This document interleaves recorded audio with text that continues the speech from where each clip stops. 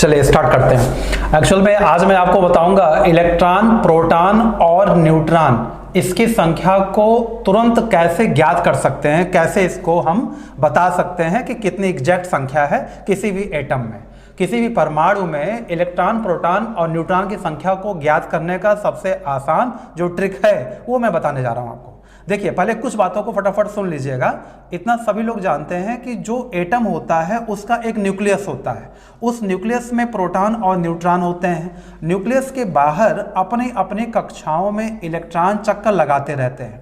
ये इलेक्ट्रॉन जो है अपनी अपनी कक्षाओं में घूमते रहते हैं। इन कक्षाओं को हम लोग KLMN आदि नामों से जानते हैं। KLMN, इसके अलावा और भी हो सकती हैं कक्षाएं। कक्षाओं को हम कोश कहते हैं, कक्षाओं को शेल कहा जाता है। इसे कंफ्यूज मत होइएगा कि इलेक्ट्रॉन अपने अपने कोश में घूमते हैं, अपने अपने कक्षाओं में घूमते हैं या अपने अपने शेल में घूमते हैं। जिसके पास ज़्यादा इलेक्ट्रॉन होता है उसके पास ज़्यादा कक्षाएं बनती हैं। जिसके पास कम इलेक्ट्रॉन होता है उस एटम के पास जो कक्षाएं ये होती हैं ये कम होती हैं। इस कक्षाओं में जो इलेक्ट्रॉन की अधिकतम संख्या है वो यहाँ पे 2, 8, 18, 32 इस हिसाब से और भी कक्षाएं हो सकती हैं। तो देखिए, ये जो एटम का न्यूक्लियस है ये तो सभी जानते हैं, ये पॉजिटिवली चार्ज्ड होता है, धनावेशित होता है। पॉजिटिवली चार्ज क्यों होता है? क्योंकि प्रोटॉनों पर पॉजिटिव चार्ज होता है और न्यूट्रॉन पे तो कोई चार्ज ही नहीं होता। तो न्यूट्रॉन पर कोई चार्ज नहीं है ना, इसलिए प्रोटॉन की चार्ज की वजह से पूरा न्यूक्लियस जो होता है वो पॉजिटिव होता है। तो ये परमाणु मान लीजिए है कोई, इस परमाणु के ये कोश हैं और उसमें इलेक्ट्रॉनों की संख्या है अधिकतम। तो इलेक्ट्रॉनों की अधिकतम संख्या को निकालने के लिए फार्मूला तो आप जानते ही हैं, 2n²।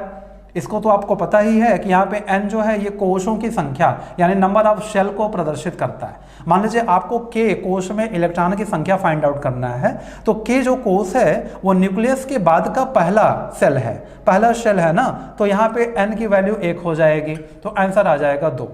बोलो भाई, अगर L कोश में आपको इलेक्ट्रॉन निकालना है तो आपको यहाँ पे 2 लिखा ही है और ये जो L है ये न्यूक्लियस के बाद का दूसरा सेल है, तो 2² हो जाएगा यहाँ पे। तो यहाँ पे 4 हो जाएगा, 4 दूनी 8 हो जाएगा। इस हिसाब से n कोश का निकालना है, तो n कोश का निकालना है तो यहाँ पे n कोश की वैल्यू कितनी आ जाएगी? ये जो n कोश है ये न्यूक्लियस के बाद का चौथा शेल है, पहला, दूसरा, तीसरा, चौथा। तो यहाँ n की वैल्यू 4 का 4² कर देंगे तो 4 चौक 16, 16 दूना 32 यानी 32 इलेक्ट्रॉन हो जाएंगे। इस हिसाब से कोश में अधिकतम इलेक्ट्रॉन की संख्या कितनी होगी वो इस फार्मूला के माध्यम से निकाल सकते हैं। और भी कोश हो सकते हैं, O कोश भी हो सकता है, P कोश भी हो सकता है, तो उसमें भी अधिकतम इलेक्ट्रॉन इसी प्रकार हम निकाल सकते हैं। ये तो बात हो गई कि कोश में इलेक्ट्रॉन कैसे जो है निकाला जाता है। लेकिन अभी आपको जो है अगर फार्मूला के माध्यम से सॉल्व करना हो एग्जैक्ट कैसे, तो देखिए 5 चीज़ों को सॉल्व करते हैं केमिस्ट्री में। पहला इलेक्ट्रॉन की संख्या, दूसरा प्रोटॉन, तीसरा न्यूट्रॉन, चौथा परमाणु भार, एटॉमिक वेट या मास नंबर भी कहते हैं, और पांचवा परमाणु क्रमांक। ये 5 चीज़ों को निकालना होता है। इसी 5 चीज़ों को निकालने से आपको फटाफट जानकारी मिल जाएगी। कैसे निकाल सकते हैं? देखिए, ए जो होता है, ए इंडिकेट करता है परमाणु भार को।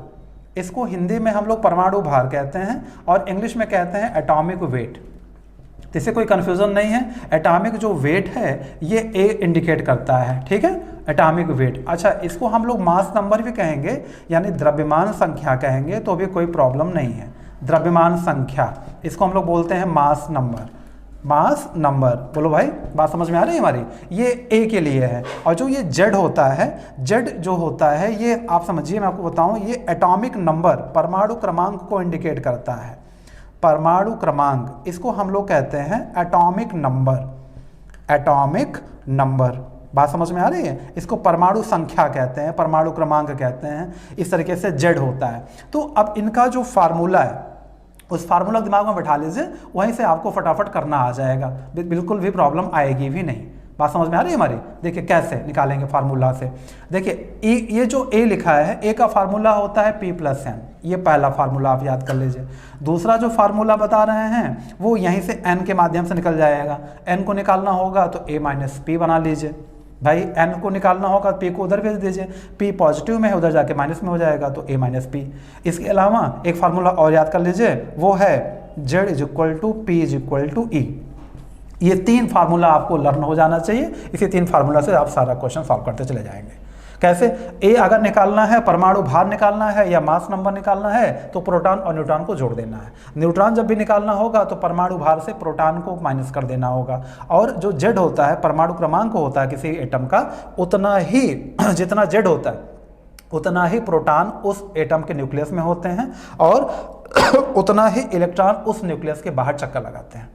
बात समझ में आ रही है हमारे? तो कैसे? मान लीजिए हम आपको बता दें कि भाई प्रोटॉनों की संख्या आपको बता दिया, प्रोटॉन 10 हैं और जो है मैंने आपको बोल दिया कि उसका उस परमाणु का परमाणु भार जो है वो 21 है। अब आपको बाकी 3 चीज़ निकालनी है। क्या क्या निकालना है? इलेक्ट्रॉन निकालना है, न्यूट्रॉन निकालना है और परमाणु क्रमांक निकालना है। ये 3 चीज़ फाइंड आउट करना है। ये 2 चीज़ आपको मिल गया। तो ये 2 चीज़ मिल गया तो सीधी सी बात है कि जब P बराबर 10 है तो Z भी 10 हो जाएगा, परमाणु क्रमांक भी 10 हो जाएगा और E भी 10 हो जाएगा। कहीं से कोई भटकना नहीं। N के लिए फार्मूला क्या बताया? A minus P। तो A कितना दिया हुआ है? 21 और P कितना हो गया? 10। तो यहाँ इज इक्वल टू करके निकाल लीजिए 11। ये आंसर आ गया। 1 सेकंड 2 सेकंड में आंसर आपको निकल आएगा। बोलो भाई, अगर मान लीजिए n बराबर दे दिया, मान लीजिए n बराबर दे दिया 11 और जो है p बराबर दे दिया 12, ठीक है। बाकी आपको 3 चीज़ निकालनी है। तो क्या क्या निकालना है? a निकालना है, z निकालना है, e निकालनी है। तो a बराबर p प्लस n फार्मूला होता है। बोलो भाई, तो a बराबर p कितना दिया हुआ है? 12, p 12 दिया है, n भी दिया हुआ है तो 11, 12 11 कितना हो गया? 23। और z निकालना है तो z जो p होता है वही z होता है। तो p कितना दिया है? 12। तो z बराबर 12 और e बराबर कितना हो जाएगा? 12। e भी तो वही होता है, यानी इलेक्ट्रॉन 12 है, परमाणु क्रमांक एटॉमिक नंबर 12 है, इसके अलावा प्रोटॉनों की संख्या भी 12 हो गई। बोलो भाई, कहीं से कुछ भी जो है इसमें प्रॉब्लम नहीं है। आप जो है p प्लस n ये फटाफट आप निकालते चले जाएंगे इस तरीके से। ये फार्मूला आप रट लीजिए, बस इतना जान लीजिए कि z, p और e इन तीनों की वैल्यू हमेशा सेम होती है। एक और एग्जांपल देख लीजिए। जैसे मान लीजिए कि आपको दे दिया उसमें n की वैल्यू बता दिया, n की वैल्यू बोल दिया कि ये 12 है। इसके अलावा बोल दिया कि जो इसका परमाणु क्रमांक है यानी z है, z दे दिया आपको 11 है। बाकी आपको 3 चीज़ निकालनी बोल दिया। ये 2 चीज़ आपको पता चल गया। कोई भी 2 चीज़ की वैल्यू आपको एग्जाम में पता रहेगी हमेशा और उन 3 चीज़ों को फाइंड करना होगा। 3 में से कोई एक फाइंड करना होगा तो भी कोई दिक्कत नहीं। तीनों फाइंड आउट करना है तो भी कोई दिक्कत नहीं। क्या क्या फाइंड आउट करना है? P और E, इसके अलावा A। तो देखिए जो Z है वही P हो गया, वही E हो गया, यानी प्रोटॉन 11 होंगे, इलेक्ट्रॉन 11 होंगे, परमाणु क्रमांक 11 होंगे। इसके अलावा A निकालना है तो P प्लस N, ये फार्मूला जानते ही हैं। तो P कितना है भाई? P 11 है और N की वैल्यू कितना दिया हुआ है? 12। तो कितना आ गया? 23। ये हो गया सोडियम परमाणु भार 23 ही होता है। इस तरीके से आपको जो है विद इन 1-2 सेकंड के अंदर आप सारे जो है इलेक्ट्रॉन, प्रोटॉन और न्यूट्रॉन की संख्या फाइंड आउट कर सकते हैं। इनमें से जो है आप पता कर सकते हैं। चलिए, धन्यवाद, थैंक यू।